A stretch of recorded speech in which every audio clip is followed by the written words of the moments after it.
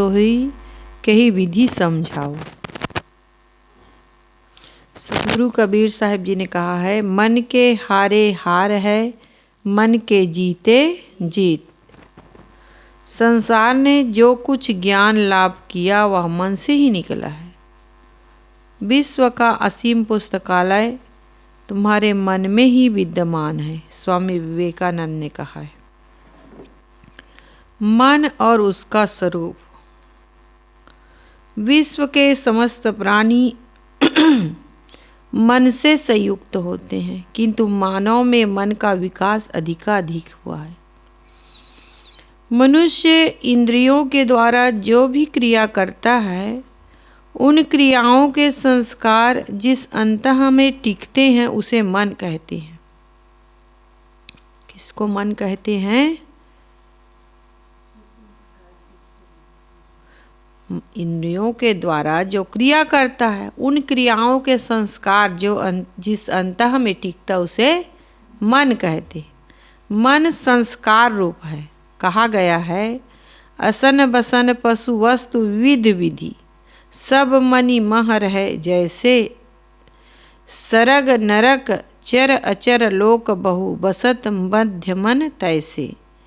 विटप माही पुत्रिका सुत मह कंचू की बिनहि बनाए। मन मह तथा लीन नाना तन, प्रगटत अवसर पाए। विनय पत्रिका में गोस्वामी जी ने लिखा है। अर्थात भोजन, वस्त्र, पशु एवं अन्य जीवन उपयोगी सामग्रियां एक मणि में समाई हुई है। एक मणि को भुना लो तो ये समस्त वस्तुएं खरीद लो। स्वर्ग, नरक, चेतन एवं जड़ जगत की नाना वासनाएं मन के मध्य निवास करती है। वृक्ष में कहीं मूर्ति दिखाई नहीं देती, उसमें से काष्ठ काट कर गढ़ छील देने पर मूर्ति दृष्टिगत हो जाती है। सूत में कपड़े समाये हैं, सूत को ताना बाना के रूप में करके बुन देने पर वस्त्र तैयार हो जाता है। इसी प्रकार मन में नाना शरीरों के संस्कार संग्रहित है, अवसर आने पर प्रकट होते हैं। मन के अंतराल में शुभाशुभ वासनाएं उथल पुथल मचाती रहती हैं। मन की चंचलता को दूर करना हर नर नारी के लिए आवश्यक है। बिना मन को रोके कोई भी सुखी नहीं हो सकता। सारी बेचैनी, क्लेश, चिंता, विकृति मन की धारा में बहते रहने के कारण जो साधक मन का निग्रह करते हैं, एक लक्ष्य पर स्थिर करते हैं, वे अवश्य ही हर क्षेत्र में सफलता प्राप्त करते हैं। बहुत से दार्शनिकों का मत है कि मन को नहीं रोकना चाहिए। मन का दमन करने से अनेक बीमारियां हो जाती है। पशु पक्षी मन को नहीं रोकते तो वे निरोग और सुखी दिखते हैं, लेकिन यह धारणा भ्रमात्मक है। जल के बहते वेग को रोककर जैसे विद्युत उत्पन्न की जाती है, जिससे प्रकाश तो होता ही, संसार की बड़ी बड़ी मशीनें, रेलगाड़ियां आदि भी चलाई जाती हैं। अनेक वैज्ञानिक चमत्कारों का श्रेय विद्युत को ही है। इसी प्रकार मनोनिग्रह से अनेक कठिन कार्य सरल हो जाते हैं। उससे भौतिक और आध्यात्मिक उन्नति में सहयोग मिलता है। मनोनिग्रह द्वारा विद्यार्थी कुशलता से अध्ययन में सफल हो सकता है। एक शल्य चिकित्सक सफल शल्य क्रिया कर सकेगा। एक रसोइया एकाग्र होगा तो भोजन अच्छी तरह पका सकेगा। जिस काम में जितनी ही एकाग्रता होगी वह उतना ही कुशलता पूर्वक संपादित होगा। एकाग्रता की शक्ति से प्रकृति अपना सारा रहस्य खोल देती है।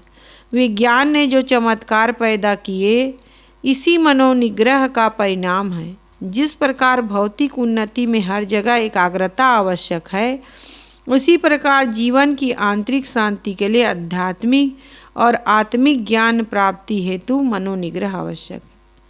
विश्व का इतिहास उन्हीं की गाथा गाता है जिनमें मनोबल होता है। जो मनोविज्ञान को सभी विज्ञानों से श्रेष्ठ समझकर मना शक्ति का अर्जन करते हैं। हर नर नारी के साथ मन है, मन रहित कोई भी नहीं। फिर मन के शोधन का उपाय ना करके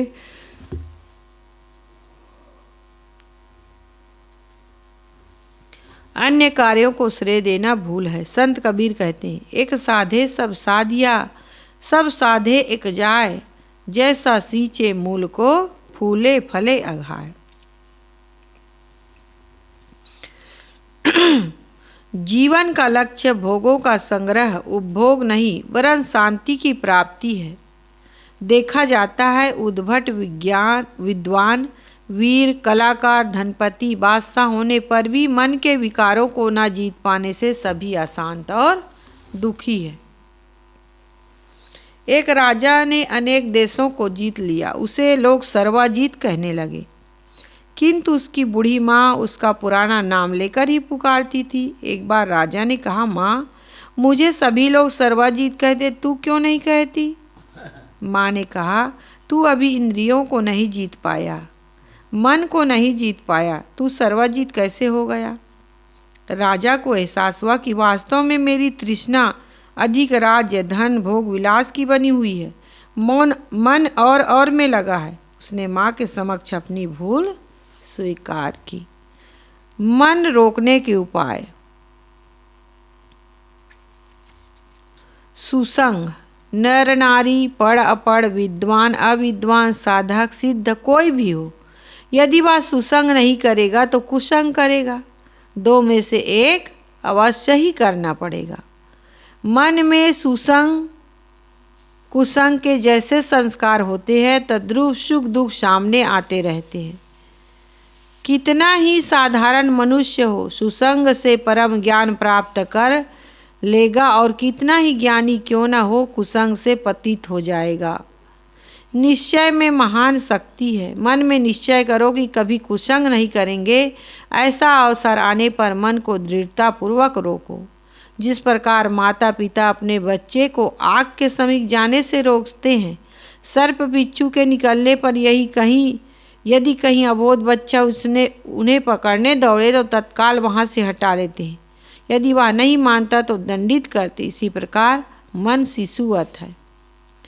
वह गंदे वातावरण, दूषित विषयों की ओर जाए तो तत्काल उसके परिणाम पर दृष्टि डालो और वहाँ से हटाओ। कहा भी गया है, बैठिए न संगति कुसंगति, जहाँ तहाँ कायर के संग सूर भागी है पै भागी है।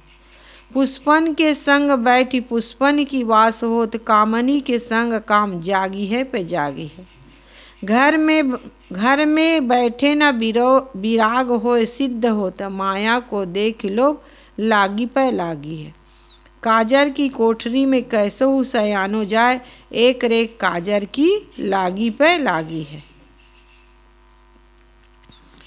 एक बालक की कुसंगी लड़कों से दोस्ती हो गई।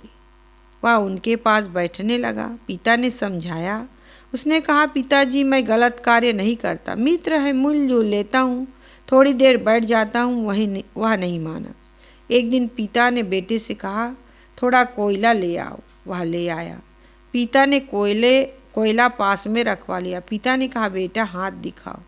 हाथ में कालिक लग गई थी। पिता ने कहा, तेरे गाल में क्या लगा है? उसने हाथ लगाया, गाल में भी कोयले की कालिक लग गई। पिता ने कहा, दर्पण लाओ और अपना चेहरा दर्पण में देखो। जब वह दर्पण लाया, दर्पण में चेहरा देखा तो गाल में कालिक लगी थी। पिता ने उसे समझाया, बेटा, कोयले में आग नहीं थी इसलिए तुम जले नहीं, लेकिन कालिमा लग गई। इस प्रकार भले तुम गलत आचरण ना करो, लेकिन कुसंगति से बदनामी होगी और धीरे धीरे कुसंग के प्रभाव से बुरी आदतें भी घर कर लेगी। कहा है, अगर आग के पास बैठोगे जाकर, उठोगे एक रोज कपड़े जलाकर। ये माना कि दामन बचाते रहे तुम, मगर सेक तो रोज खाते रहे तुम। ठंडी के दिन में बैठते नहीं बढ़िया आग तापने के लिए। तो कवि बढ़िया कह रहा है कि अगर आग के पास बैठोगे जाकर, उठोगे एक रोज कपड़े जलाकर, एक आध दिन सावधानी हो गई तो जलेगा ही कपड़ा। ये माना कि दामन बचाते रहे तुम, मगर सेक तो रोज खाते रहे तुम। कुछ लोग सेखी बगाड़ते हैं कि जो कुसंगति के बीच में रहते हुए अपने को बचा ले वही वीर है। ऐसे अहंकारी लोगों का अहंकार एक दिन चूर हो जाता है। जैसे अग्नि और घृत समीप होने से घृत पिघलेगा, वैसे मन विषय अग्नि के समीप रहने से अवश्य द्रवित होगा। बुद्धिवानी इसी में है कि उसके संसर्ग से मन को दूर रखे। तो मन के हटाने के पहले, मन को रोकने के पहले एक उपाय क्या है? मन के रोकने को, गलत एम जाने से मन को रोकना है तो पहला उपाय क्या है? सुसंग, अच्छी संगति करो, कुसंग मत करो। दूसरा उपाय है विषयासक्ति का त्याग।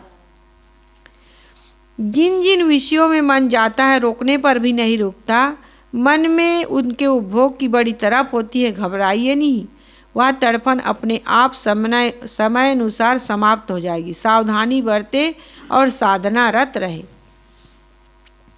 स्वामी रामतीर्थ एक बाजार से होकर गुजरे। लाल लाल काश्मीरी सेवों को देखकर मन में उन्हें खरीदने की इच्छा हुई। राम ने मन से कहा कि देख मन, तू नौकरी छोड़ी, बीबी बच्चे और भोगों के सारे साज सामान त्यागे, साधु का वेश धारण किया, फिर भी तुच्छ सेव के लिए ललायित है। तो इस इच्छा को त्याग दे। लेकिन मन था कि उसने हलचल मचा दी। वे किसी प्रकार मन को समझाकर आश्रम आ गए। आत्मचिंतन में बैठे तो मन सेव का चिंतन करने लगा।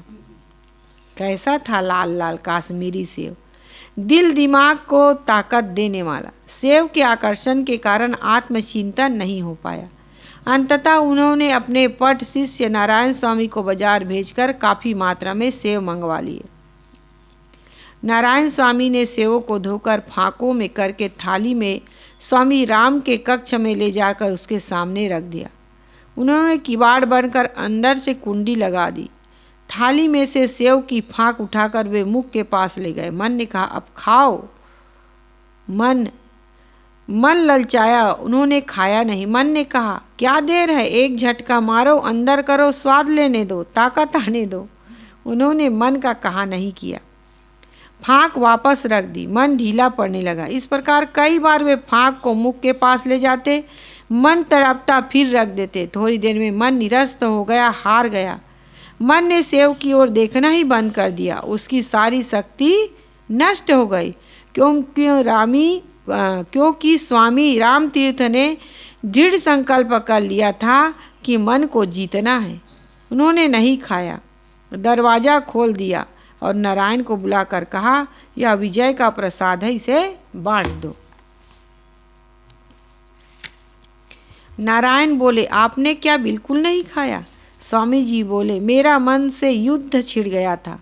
मन कहता था सेव खाऊंगा और मैं कहता था नहीं खाने दूंगा, और मैं जीत गया और मन हार गया। एक बार जब मन हार जाता है तो उसका 1000 गुना बल घट जाता है। यदि वह जीत जाए तो 1000 गुना बल बढ़ जाता है। मन के उल्टे पाठ पढ़ो। मन कहता आज सिनेमा देखना है, शराब पीना है, नशा पान करना है। मन से कहो आज नहीं कल, फिर कल आने पर अगले कल के लिए टाल दो। धीरे धीरे संकल्प शक्ति बढ़ती जाएगी और दृढ़तापूर्वक मन से कह सकोगे न आज न कल, बल्कि कभी नहीं। उत्तेजक वातावरणों में सिवा मानसिक विकारों की वृद्धि के क्या मिलता है? तो पहला मन को रोकने का पहला उपाय क्या है? सुसंग, अच्छी संगति। और दूसरा विषयासक्ति का त्याग, जिसमें आसक्ति हो हमारी उसका त्याग कर दें। तीसरा है छोटी छोटी भूलों पर ध्यान देना। मन की छोटी छोटी भूलों को भी छोटी ना समझना चाहिए। ये आदतें ही तो बढ़ते बढ़ते विकराल रूप धारण करती। एक लाला जी रात्रि में कमरे के बाहर गैलरी में सोया करते थे। एक रात कहीं से चूहा उनके ऊपर निकला। वे चौंक कर उठ बैठे और चिल्ला लगे, हाय मेरे ऊपर से चूहा निकल गया। लोग झाँक गए, हंसने लगे। कहा लाला जी क्यों इतना परेशान हो, कोई शेर थोड़े निकल पड़ा है तुम्हारे ऊपर से। लाला जी ने कहा मुझे चूहे का भय नहीं सता रहा, बल्कि मैं सोचता हूँ कि आज चूहा कूद पड़ा तो क्या पता किसी रात काला नाग ना निकल पड़े जो काट ले और प्राणांत हो जाए। मन को भविष्य में होने वाले दुष्परिणामों की याद दिलाकर वर्तमान में सावधानी से रहना चाहिए। चौथा है मन को दंडित करना। जैसे बकरी पेट भरने के बाद भी चर चर करती रहती, वैसे मन को चाहे जितना विषय भोग दे दो, चर चर करता रहता है। बकरी की चर चर बंद करना हो तो एक डंडा लेकर उसके समक्ष खड़े हो जाओ, वह भयभीत होकर चर चर करना बंद कर देगी। मन हरहट गाय की तरह है जो जंगल में हरी हरी घास देखकर भागती है। ग्वाला उसके गले में डंडा बांध देता है, फिर नहीं भागती। ज्ञान विवेक ही दंड है जिससे विषयों की हरियाली में मन पुनः पुनः नहीं भागता, स्थिर हो जाता है। मन को दंड दो, कभी कभी निराहार व्रत रखो, बिना नमक का भोजन करो, उत्तम व्यंजन उपस्थित हो सामने तो भी उन्हें ना ग्रहण करो, या दूसरों को दिखाने के लिए नहीं वरन अपनी साधना की सफलता के लिए। आहार शुद्धि। पांचवा है आहार शुद्धि। मन को वश में करने के लिए आहार शुद्धि की अत्यंत आवश्यकता है। आहार शुद्धो सत्व शुद्धि है, सत्व शुद्धो धुआ स्मृति है, स्मृति लंबे सर्वग्रंथि नाम विप्रमोक्ष। आहार की शुद्धि से अंतःकरण शुद्ध होता है। अंतः शुद्धि से बुद्धि निर्मलता को प्राप्त करती है। अब बुद्धि निर्मल होने से समस्त गांठें खुल जाती है और आत्मा का कल्याण हो जाता है। आहार का अर्थ है आहारन, ग्रहण करना। मुख से जो लिया जाता है वह मुख का आहार है। आँख से जो देखा जाता है वह आँख का आहार है। नाक से जो गंध ग्रहण होता है वह नाक का आहार है। कान से जो सुना जाता है वह कान का आहार है। त्वचा से जिसका स्पर्श किया जाता है वह त्वचा का आहार है। मन से जिसका मनन किया जाता है वह मन का आहार है। मुख से आहार ग्रहण करते समय सात्विकता का ध्यान रखें। जैसा खाए अन्न वैसा बने मन। बासी तामसी उत्तेजक पदार्थों का सेवन करने वाला, अंडा मांस मदिरा भांग अफीम आदि नशीली चीज़ों का सेवन करने वाला कभी भी मन को पूर्ण रूप से वश नहीं कर सकता। सात्विक आहार करने से मन वश में रहता है। आँख से विषयोत्तेजक चित्र सिनेमा रंग रूप को देखना, नासिका से तरह तरह के इत्र तेल फुलेल की आसक्ति में पड़े रहना, त्वचा से सदा कोमल स्पर्श की चाहना करना, कान से मनोविकार उत्पन्न करने वाले गीत व चर्चाओं को सुनना, ये सभी मनोनिग्रह में बाधक है। सद्ग्रंथों का अध्ययन, महापुरुषों वीतराग संतों के दर्शन, सच्चर्चा का श्रवण करना मनोनिग्रह में साधक है। अगला है मन को रोकने के लिए ध्यान। जिन जिन क्रियाओं से मन की चंचलता बढ़े उन क्रियाओं को ना करना साधक के लिए कल्याणकर है। व्यवहार काल में सर्वत्र सावधानी रखना चाहिए। ऋषियों ने मन के समन हेतु ध्यान अभ्यास और वैराग्य पर विशेष जोर दिया।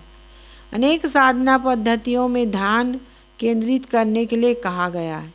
किसी काल्पनिक चित्र मूर्ति अवतार देवी देवता में मन को केंद्रित करना, या नाद ज्योति बिंदु त्रिकुटी में ध्यान केंद्रित करना, या श्वास रोक कर ब्रह्मांड में स्थिर करना आदि भिन्न भिन्न तरीके बताए गए हैं।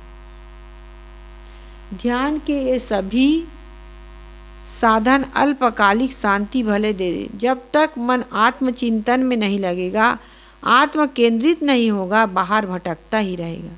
रूप रंग चित्र बिंदु आदि कितने ही सुंदर क्यों न हो, है सब विषय ही। ध्यान क्या है?